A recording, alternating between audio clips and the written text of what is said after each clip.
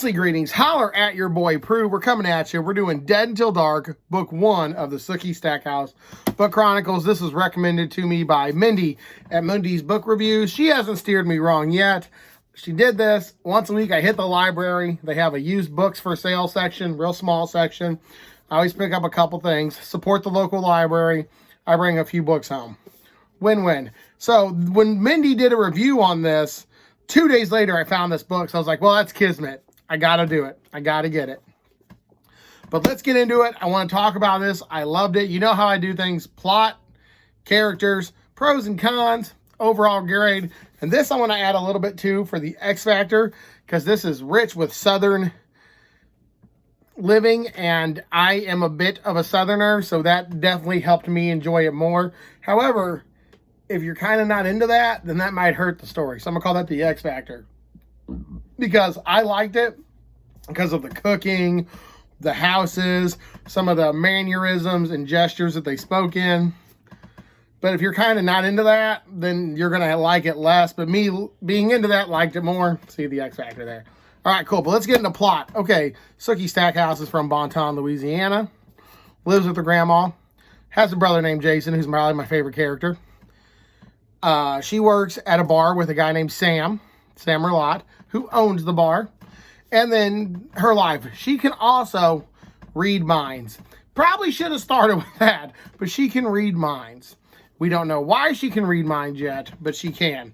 But in her world, vampires have come out of the coffin. They are out of the coffin. Vampires can now feed on synthetic blood called True Blood, which is the name of the show. And that this book, became a series. Yeah, you know what I'm talking about. Got it. So the vampires can now live on True Blood, so they can come out and do their thing and yada yada. There's no need to have them be whatever. There are other creatures. You meet one or two in this book, but I guess the series progresses. Apparently, there's all kinds of fun stuff to happen. And before you read this, there's a lot of sex. A whole bunch of dirty. Getting dirty all day long is going on in this book. We're talking, yep, and then yeah. Oh, there's a lot of dirty in it. Yeah. I don't want to get my YouTube channel taken down, but there's some kinky shit going on in this book. So not safe for work, not good for children. All right, but I want to get into it. Let's get into it. Plot. I like the plot. It takes place in the South. Like I said, I'm a bit of the Southerner myself. My family, mom and dad, grandma, grandpa, when they were with us, were Southernish people, and I enjoy the Southern. When I read a book and they're talking about Southern cooking, I'm like, oh, God darn right, whole stick of butter is definitely an ingredient. I don't care what anybody says. Yes, please. What? Fried grits? Oh, my God, you are talking hot sauce? Oh, well, we're getting into it. See, so that definitely was a bit of a a throwback for myself. I enjoyed that. So for the plot, I'm going to give it a B. It's your standard vampire stuff, but they have a good mechanic for why everything is out in the open. All right. Characters. There's a lot of characters in this, so I'm going to try to go over them in a short period of time. Sookie being our main character. This book is from her point of view.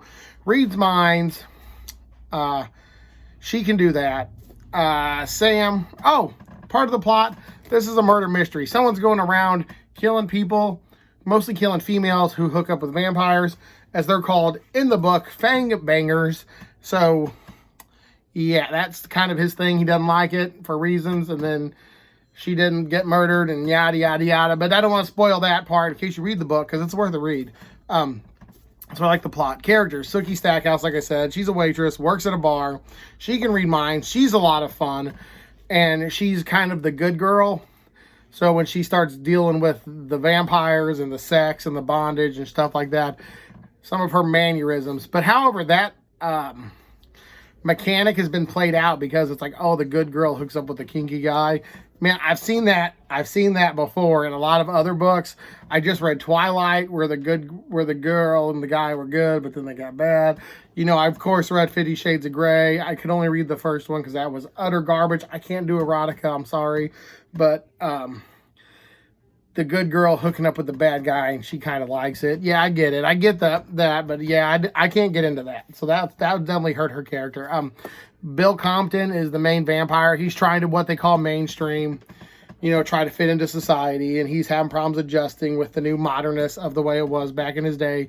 Eric Northman, he's an older vampire. Sookie's brother Jason, he's just a man whore. Works, drinks, likes the girls. And honestly, everyone talks down about that, but I have no problem with people being that way, as long as they're like openly like, oh, I'm not in it for a relationship. Then I'm like, yeah, you're both getting into, go have fun, go be adults. No one should judge you. Never. No, I don't judge anyone for their lifestyle, because as long as you're happy and you don't bring me down, that's all I really care about. And I really liked his character. But if you're like, oh, he's just a man whore, dirty man, out drinking and bedding every girl in town, I'm like, all right. Yeah, if you're not into that, I can see that. Yeah, but her boss, Sam, I don't want to give nothing away, but he got interesting about midway through. Stuff like that. Her grandma. And all the goings on in there. Those are the characters. Pros and cons. Pros, it's quick. It's just shy of 300 pages. It reads quick. And there's not a whole lot to like wrap your head around. Basically, real quick, easy read. Cons, a lot of people are cookie cutter. Like, there's not a lot of substance to some of the side characters. And this book does rely on you to kind of fill in the gaps. Like, they talk about Sam Merlotte's bar a lot, but they never really describe the bar. So in your head, you're just picking your local hometown bar, which I guess is cool, because then you can, allow yourself a bit more immersion. So pros, quick, fun, good read. Cons, it's kind of shallow, like myself. All right. So it's been about 7 minutes. How does this compare to the show? The show does a good job. This does with a little bit more. And there's a character named Bubba who I fucking loved. Bubba, I don't want to spoil what Bubba is. Mindy, you've read this, and please watch this video. I'm going to put that in the tagline. But we need to talk about Bubba. Yes, please. Yes. Oh, man. All right, so overall rating, I'm going to give it a B+. I'm thinking, Prue, you've gushed over this book. Why not an A? Like I said, it's kind of shallow. And there are certain characters and storylines that at the moment, you just don't got to care about with this. And some of the vampire lifestyle, like how they do their hierarchy, it's a little confusing. I looked it up. This is not the best book in the series, as some people say. So maybe later book I'll give an A to. But as right now, this is a B+. If you like vampires and you don't want YA, this is definitely an adult vampire novel. It's 300 pages. If you want a quick, light, fun read, and you're okay with some sex, you couldn't ask better than Charlaine Harris's Dead Until Dark. But if you want something deep and thought-provoking where this is literally fucking brain junk food. This is the brain.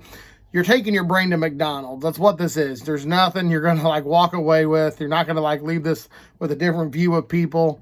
Nope. You're going to be like, oh, look, that was it. Certain characters in the show weren't even in this book. And Bubba, god damn, I love Bubba. All right, but yeah, it's been your boy Prue. We're going about 9 minutes.